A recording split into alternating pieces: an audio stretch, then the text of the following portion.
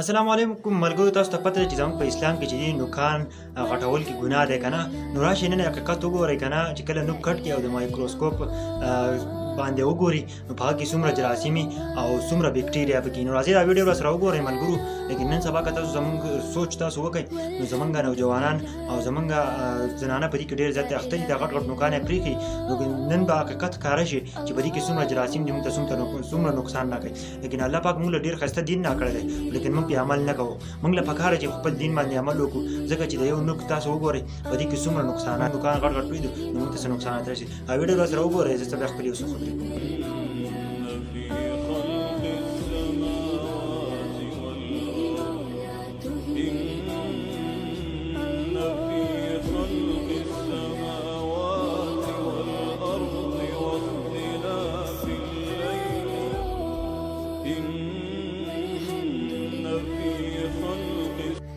ویډیو مو کتله خوږو ملګرو، تاسو ته پته ده چې زموږ له خدای پاک څومره ښایسته دین راکړی دی، چې په اسلام کې وایي چې دا نوکان مه غټوئ ځکه چې بیا په دې کې ګناه دی.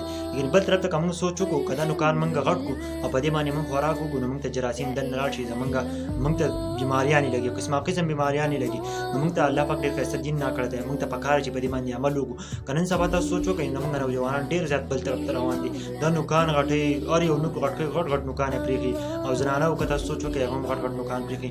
موږ له دا کار نه پکار ځکه چې موږ له اسلام کم خبره کړې نو په هغه کې چې موږ کله ریسرچ پې کېږي نو هغه حقیقت کوي چې اسلام دا خبره برابر ده، ځکه چې الله رب العزت لوی ذات دی، ځکه چې پیغمبر علیه السلام موږ ته څه ښودلي دي چې په هغه باندې موږ عمل وکړو، انشاءالله زموږ ټوله زندګي به ښایي. لیکن نن د یو نوک د وجې نه تاسو ته ډېر زیات بیماریانې لګېدلی شي. ځکه موږ هم تاسو موږ له په خپل دین باندې فخر پکار دی، ځکه چې ښایسته خوبصورت دین یې راکړی دی اسلام. تاسو ته پته ده چې موږ په هغه باندې عمل کوو نو زموږ ډېر زیات عزت هم الله پاک موږ له عزت راکوي. او لیکن ډېر زبردست دی چې په هغه باندې موږ عمل کوو نو موږ ته به انشاءالله یو بیماري هم نه لګي. که تاسو سوچ وکئ نو ډېرې زیاتې بیماریانې لګي زموږ ته دې وجې احتیا کېږي. نو موږ له ټول له پکار چې په خپل دین اسلام باندې څه وکړو، فخر وکړو او موږ خپل دین اسلام مخکې کړو. او موږ له پکار هم ده چې موږ خپل د دین مطابق سیده زندګي تېره کړو، ځکه چې د ژوند او د مرګ هېڅ پته نه لګي. د یو څو ورځې ژوند دی، موږ هم تاسو ته پیغام درکوو د ژوند او د مرګ پته نه لګي. اوس ژوندی یو، سهار له دې بیا پته نه لګي، ماښام ژوندی یو، سهار له پته نه لګي چې موږ سترګې په قبر کې کولاوي کړو، په کوم ځای کې کولاوي. زموږ ټولو ته دا ریکویسټ دی چې دا نوکان مه غټوئ او ویډیو ضرور شیر کړئ.